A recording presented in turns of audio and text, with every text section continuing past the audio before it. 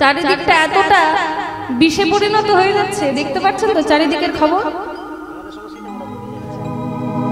আমাদের সংস্কৃতি আমরা ভুলতে বসেছি, আমাদের ওদিকটা খুব হচ্ছে এটা। তাই আমাদের সংস্কৃতিটাকে বাঁচিয়ে রাখতে গেলে কিন্তু আমাদেরকেই জোর কদম এগিয়ে যেতে হবে। দেখতে পাচ্ছেন চারিদিকের খবর, আপনাদের দিকে হয়েছে কিছু হচ্ছে নাকি? মানে আমরা যে তিলক করে বাইরে বেরোবো সেটা বেরোতে পারছি না, চারিদিকের যা অবস্থা। কোনো ভক্তকে দেখলেই ধরে পেটাচ্ছে, গাড়ি টাড়ি ভেঙে দিচ্ছে, কাজ ভেঙে দিচ্ছে। আমাদেরকে ভয়ে কীর্তনের যে আমাদের গাড়ির যে একটা বোর্ড থাকে সেই বোর্ডকে নামিয়ে নিয়ে যেতে হচ্ছে কোনো জায়গায় কোনো সমস্যা দেখলেই। খুব সাবধান। আজকেই আসার সময় কিন্তু এক জায়গায় দেখছিলাম বেশ জমায়েত হয়েছে। তাই আমাদের সংস্কৃতিটাকে আমাদেরকে বাঁচিয়ে রাখতে হবে। আর কি বলবো বলুন, আমরা আজকালকার দিনে জুতো বিক্রি করছি কাঁচের ঘরে, আর বই বিক্রি করছি ফুটপাতে রাস্তায়। আমরা কি দোষ দেব অন্যজনদের? আমরা তো নিজেরা শেষ করে ফেলছি। তাই যাতে আমাদের সংস্কৃতিটা অন্তত বজায় থাকে, আমাদেরকে ঐক্যবদ্ধ হতে হবে, আমাদের সংস্কৃতিকে আমাদেরকেই বাঁচিয়ে রাখতে হবে। এমন কিছু আমরা করবো না যাতে তারা আরো বেশি করে পেয়ে বসে। তারা সুযোগ তো পাচ্ছে গোমা। আমরা 100 জন ছেলে বেরিয়েও একটা মন্দির তৈরি করতে পারবো না, আর তারা 5 জনই শেষ, যা ইচ্ছা তাই করছে।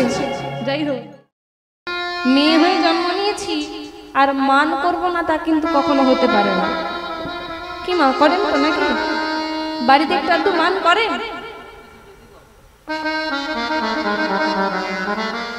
মান মেয়েদের একেবারে অধিকার বলতে পারেন, মান করাটা হলো মেয়েদের অধিকার। আর বাবাদের দায়িত্ব হলো সেই মান ভঞ্জন করা বা মান ভাঙানোর দায়িত্ব। এটা কিন্তু ঠিকঠাক কথা, মানে বাবাদেরই দায়িত্ব মানটা ভাঙাতে হবে, আর মেয়েদের অধিকার হলো এই মান করা। বলে দেখেছো কীর্তনী এসে ঘরে আগুন লাগাতে এলো। বলে মান করো মা, বেশি বেশি করো না, কিছু কিছু করো। মান অবশ্যই দরকার রয়েছে, কিন্তু এই মান হলো 2 প্রকার। একটা হলো অহেতুক মান আর একটা হলো সহেতুক মান।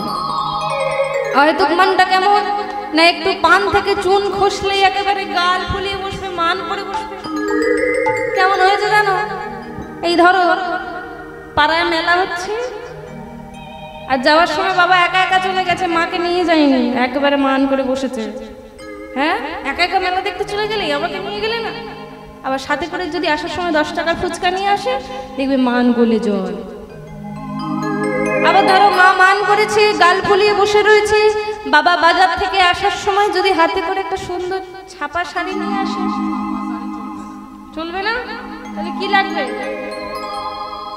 বলে বেনারসি লাগবে। তাই ওরে কাতার নয় রে বাবা, একটা সুন্দর শাড়ি দিলেই হবে, তাতে যাই শাড়ি হোক না কেন, দেখবে মান একেবারে গলে জল। এটা হলো অহেতুক মান, মানে পান থেকে চুন খসলেই একেবারে মান করে বসে, আবার একটু ভাঙালেই, একটু মনের মতো কথা বললেই দেখবে মান একদম গলে জল হয়ে যায়। কেমন হয়েছে জানো?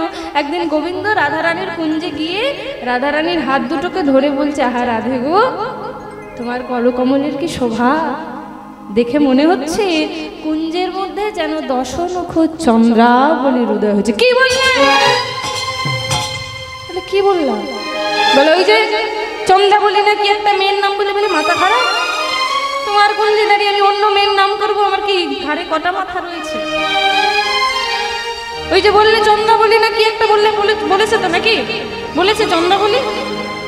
বলে আচ্ছা আমি তোমাকে ভালো করে বুঝি। আচ্ছা বোঝো, যদি অনেকগুলো গ্রন্থ এক জায়গায় থাকে তাকে কি বলবো? অনেকগুলো রচনা যদি এক জায়গায় থাকে কি বলবো? তাহলে একবারে অনেকগুলো চাঁদ যদি এক জায়গায় থাকে তাহলে কি বলবো?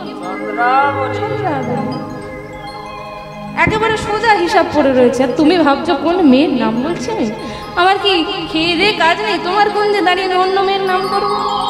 তাহলে ও এই যে দেখো, তোমার 10টা নখ দেখে মনে হচ্ছে যেন কুঞ্জের মধ্যে 10টা চাঁদের উদয় হয়েছে, তাই আমি বললাম 10 নখ চন্দ্রাবলী। ও তাহলে তুমি মেয়ের নাম করনি? বলে না না, আমার কি মাথা খারাপ নাকি? বলে তাহলে ঠিক আছে। এই হলো অহেতুক মান, হুট করে হয় আবার কমেও যায়। আর সহেতুক মানটা কেমন? যেটা যদি একবার হয় সেটা অত সহজে ভাঙানো যায়, হয় নাকি? এরকম মান হয় একেবারে মাসের পর মাস চলে, কম করে সপ্তাহখানেক তো চলে। আর তখন মায়েদের কথা বলার ধরন কেমন জানা হয়? তুমি তো বিয়ে করোনি, জানবে কি করে? শোনো, এই যে ভাতটা দেওয়া হয়েছে, খাওয়া হোক, জামা প্যান্ট রাখা রয়েছে, পরে চুপচাপ অফিস চলে যাবে। যাই হোক, এই অহেতুক মান সহজে কিন্তু ভাঙানো যায় না। তখন ছাপা শাড়ি আনে না বেনারসি শাড়ি আনে। তাই কি হয়েছে, রাধারানী আজকে মান করার কারণ কেন জানেন না? গোবিন্দ কথা দিয়েছিলেন তার কুঞ্জে যাবে, আর তার কুঞ্জে না গিয়ে চন্দ্রাবলীর কুঞ্জে গিয়ে তার কুঞ্জে নিশি যাপন করে এসেছে সকালবেলা ভোগ ছিন্ন হয়নি। মান করাটা স্বাভাবিক। কি হয়েছে, বৃন্দাবনের প্রকৃতিটা কেমন, বৃন্দাবনের শোভাটা কেমন? আজ বৃন্দাবনে গোবিন্দ আমার গোষ্ঠ গোচারণ করে ফিরছে। গোষ্ঠ গোচারণ মানে ধেনু বর্ষ সঙ্গে নিয়ে ধেনু চড়িয়ে ফিরছে। সঙ্গে রয়েছে বলাই দাদা, আর রাধারানী এমন সময় যমুনায় যাচ্ছে কলসি কাকে নিয়ে জল আনতে। সাথে রয়েছে সখীগণ আর একমাত্র ননদিনী, যার নাম হলো কুটিলা। খুব ভালো মেয়ে কুটিলা, ভালো মেয়ে নয়? ভালো তো, চিনিস?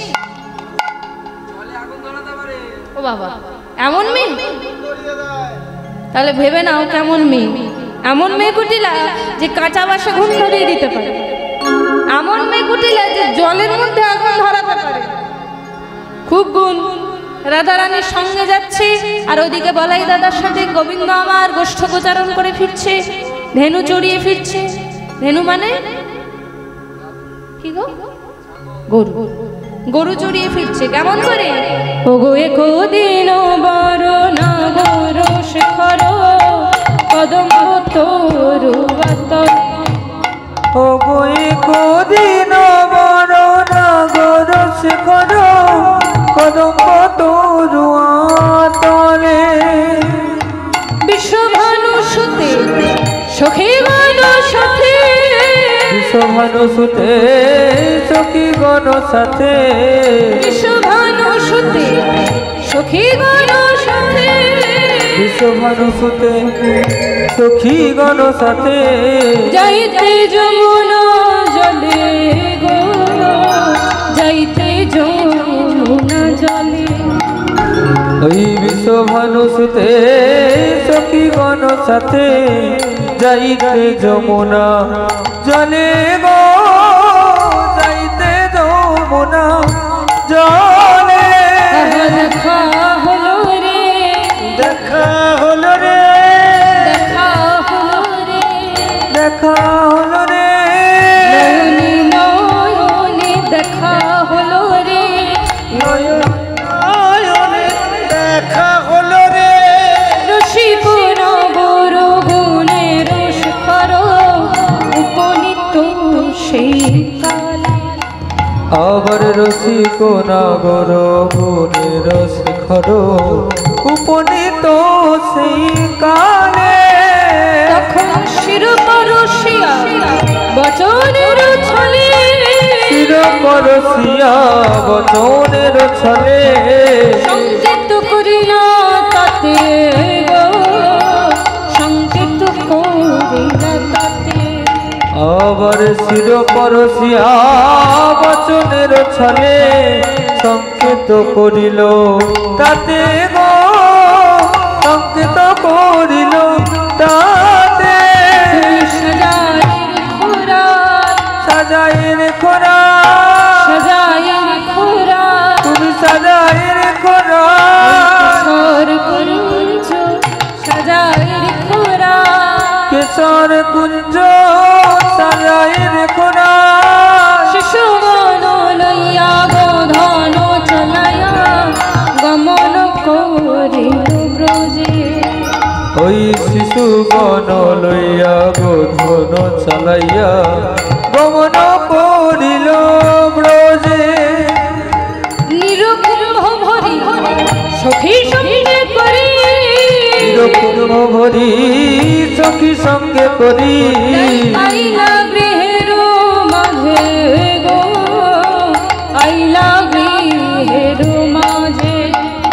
আমার নিরকুল ভবরি সখী সঙ্গে করি আইলা গৃহের মাঝে গো আইলা গৃহের মাঝে বাসুনি আদেশে কহে চণ্ডীদাসে শুনালো রাজার ঝি। তখন বাসুলিয়া দেশে কহে চণ্ডীদাসে শুনলো রাজার ঝি। তোমার অনুগত মধুর সংকেত তোমার অনুগত মধুর সংকেত তোমার অনুগত মধুর সংকেত তোমার অনুগত মধুর সংকেত ছাড়ো আপন ছাড়ো আপন কিবা তোমার অনুগত মধুর সংকেত নাচারো আপন হিয়ে নাচারো আপন হিয়ে। ভগবান আমার সংকেত করে রাধারানীকে কথা দিয়ে গেলেন। কেন কথা দিলেন? যে আমার জন্য তুমি কুঞ্জ সাজিয়ে রেখো। কোন কুঞ্জ? এই কেশ স্পর্শ করে সংকেত করলেন। আর এই কেশ দিয়ে বৃন্দাবনে দুটো জায়গা আছে। কি কি? কেউ গেছেন বৃন্দাবন? গেছেন নাকি? গেছেন? বাহ! আজকালকার দিনে আমরা বৃন্দাবন যাওয়ার নাম শুনলেই বলি বাবা অত পয়সা কোথায়, বৃন্দাবন যাবো। ওদিকে দেখুন সিমলা, গ্যাংটক, পুরী, দীঘা, হলুলুলু, জাপান সব ঘোরা হয়ে গেছে।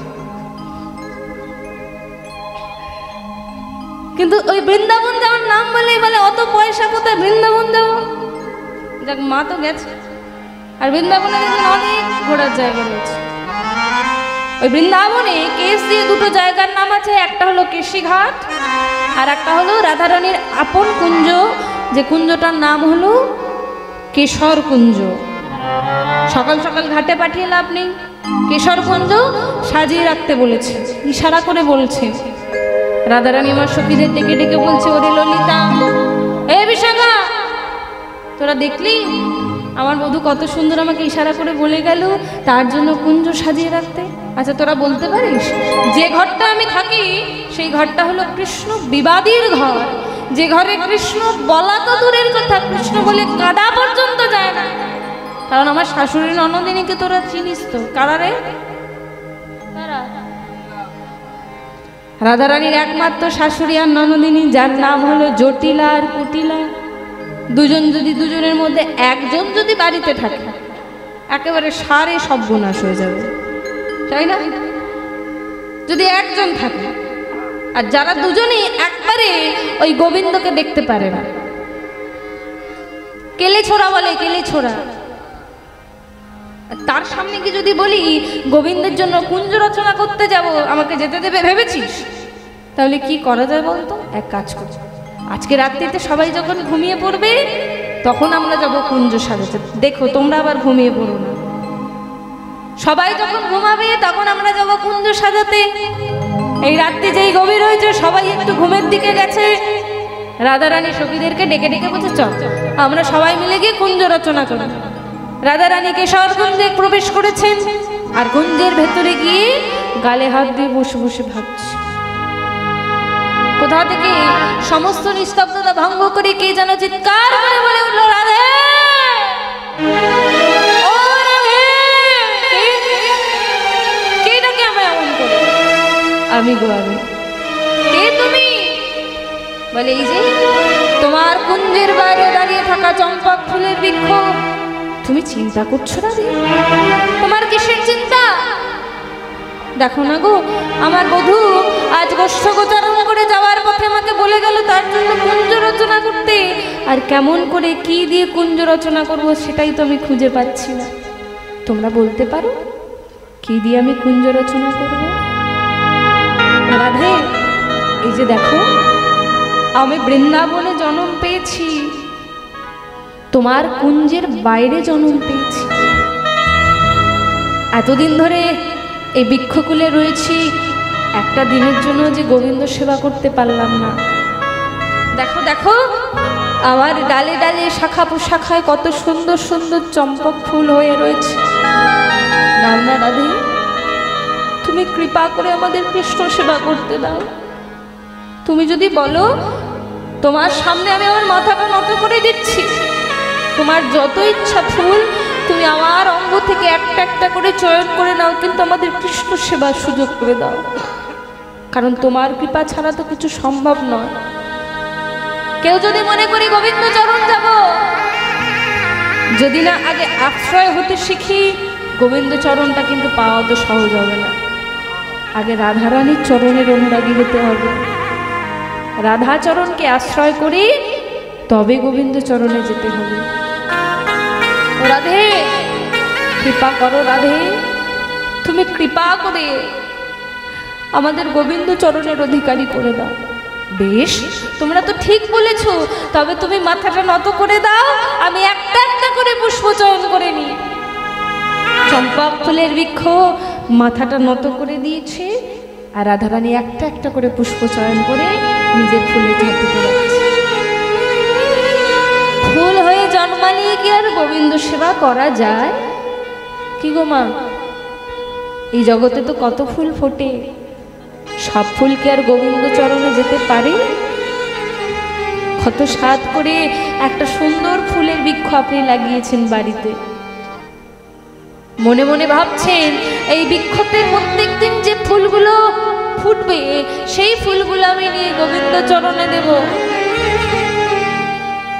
হয়তো সাধ করে একটা সুন্দর গাছ বসিয়েছেন, ফুলও মনে মনে ভাবছে আগো একটা ভক্তের বাড়িতে আমি জন্ম পেয়েছি, প্রত্যেকদিন হয়তো আমি গোবিন্দ সেবা করতে পারবো। সব ফুলের ভাগ্যে কি আর হয়? হয়তো একদিন পুষ্পটা ফুটেছে, আপনি তাকে তুলেও নিয়ে এসেছেন গোবিন্দ চরণে দেবেন বলে, কিন্তু রাস্তায় আস্তে আস্তে দূরে হঠাৎ করে হাত থেকে ফুলটা ছিটকে পড়ে গেল, পারবেন সেই ফুলটাকে তুলে গোবিন্দকে দিতে? বাজারে কত মালা বিক্রি হয়, সব মালা কি গোবিন্দ চরণে যেতে পারে? দেখবেন কত মালা চলে যায় গোবিন্দের গলায়, আবার কত মালা চলে যায় শ্মশানে সব দেহের গলায়। সব ফুলের ভাগ্যে তো গোবিন্দ সেবা হয় না। রাধারানী প্রত্যেকটা ফুল তুলেছেন ঠিকই, কিন্তু মনে মনে ভাবছে প্রত্যেকটা ফুল কি কৃষ্ণ সেবার উপযোগী? যদি কোনো ফুল কঠিন হয় সেই ফুলটা তোমার গোবিন্দকে আঘাত দেবে। পারিনি মা ভালোবাসতে, দিন অন্তে দিই তো দুটো নকল দানা কিংবা একটা বাতাসা। কৃষ্ণকে কেমন করে আপন করতে হয় জানবো কি করে?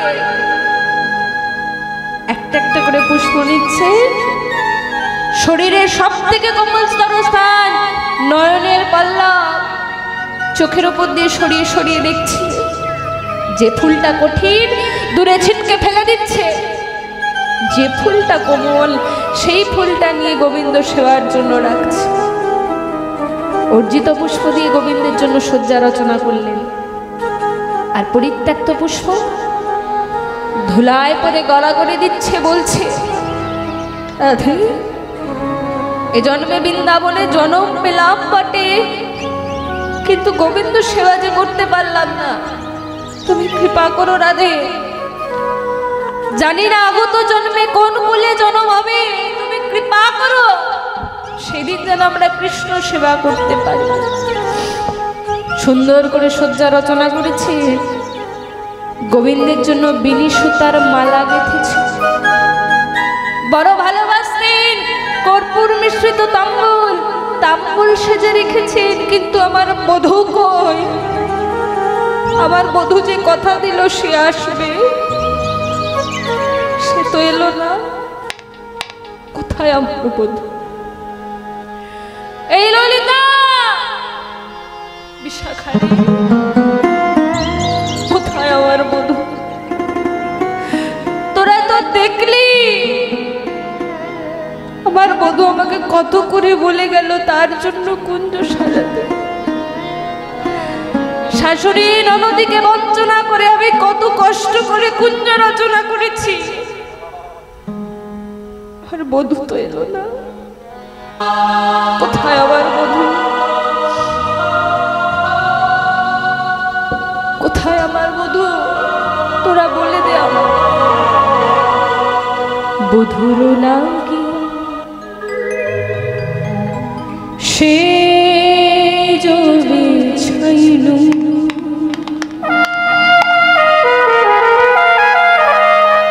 গাঁথিনু ফুলের মালা, তাম্বুল সাজি দীপ জারিনু মন্দির হইল। বধুর লাগিয়া সে রবি ছাইনু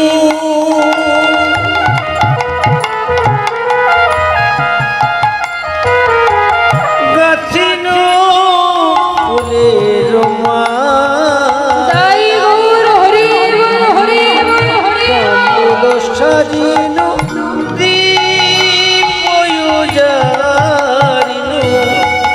মন্দির হইল আলা। বধুর লাগিয়া সে যদি ছাইনু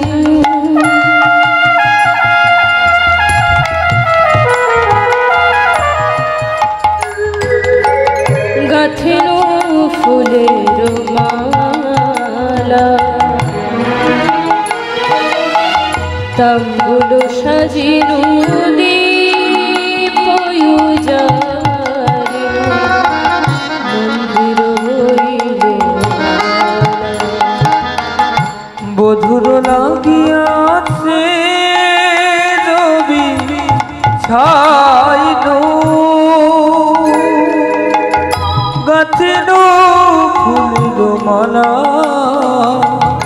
তাম্বুল সাজিনু দীপ জারিনু মন্দির হইল আলা। পাছে সব হইল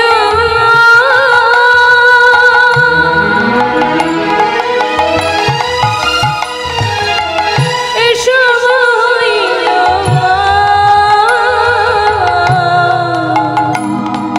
পাছে সব হইল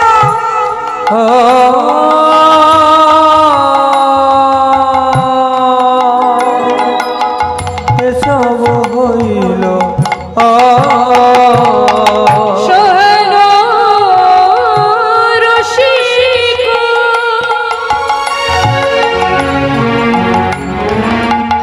গুণের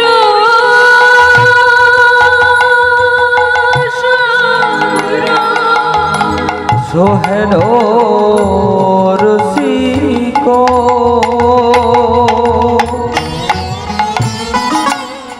গুণের সাগর দহিল মিলন তহরা মিলন তহরা মিলন শাশুড়ি ননদে বঞ্চনা করিয়া, শাশুড়ি ননদি বঞ্চনা করিয়া আইনু গহন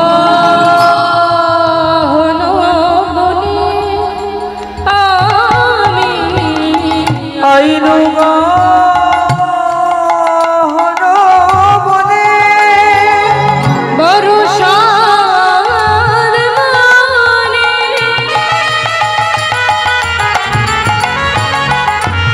এ ভানা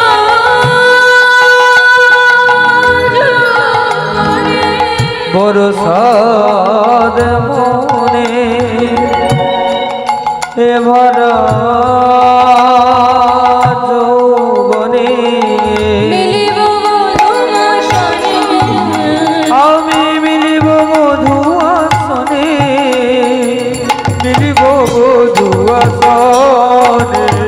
পথ পানি চাহি কত নরহি, পথ পানে চাহি কত না রহিব, কত প্রবধিবনে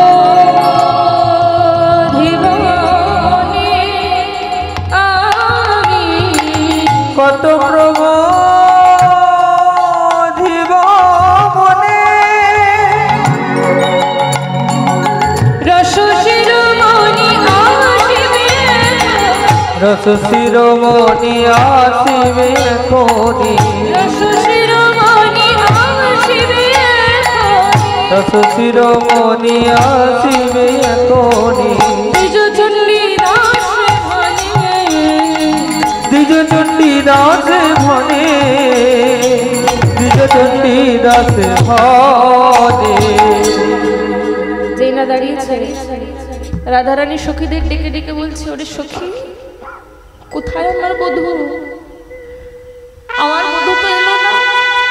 চারিদিকটা এত নিস্তব্ধ হয়ে গেছে, একটা গাছের পাতা পড়লো রাধারানী চমকে উঠছে। ওরে ললিতা দেখ না আমার বধূ এলো কি?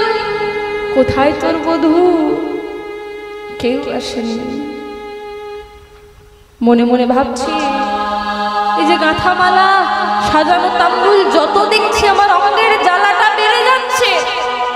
চল না সখী, এই সাজানো তাম্বুল গাঁথামালা সমস্ত কিছু নিয়ে আমরা যমুনায় বিসর্জন দিয়ে আসি।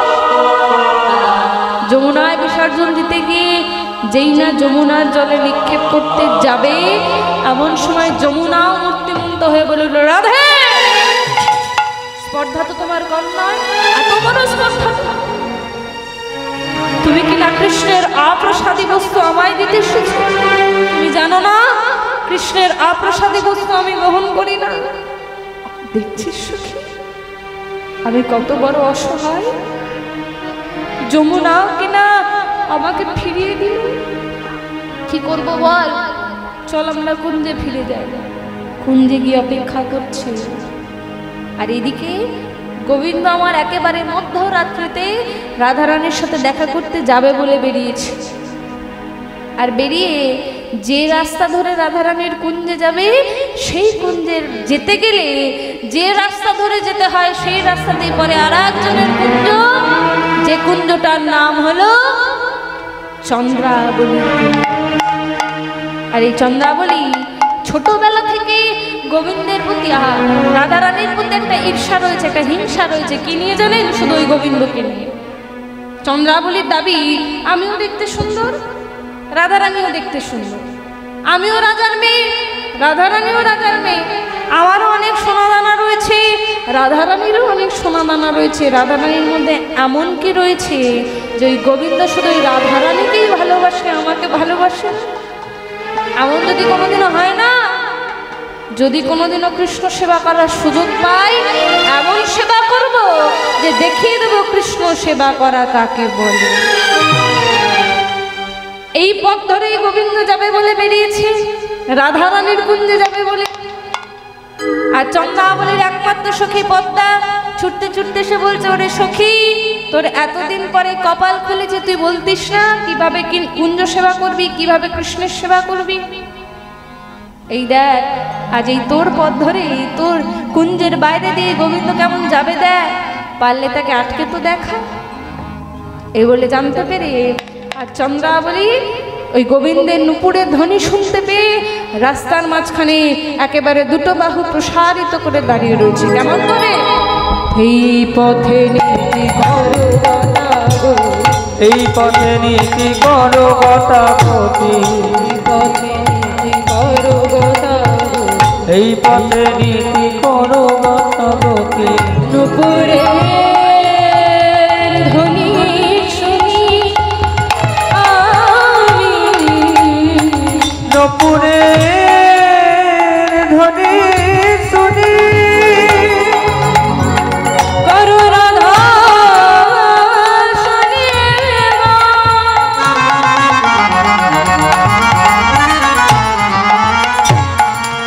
আমারে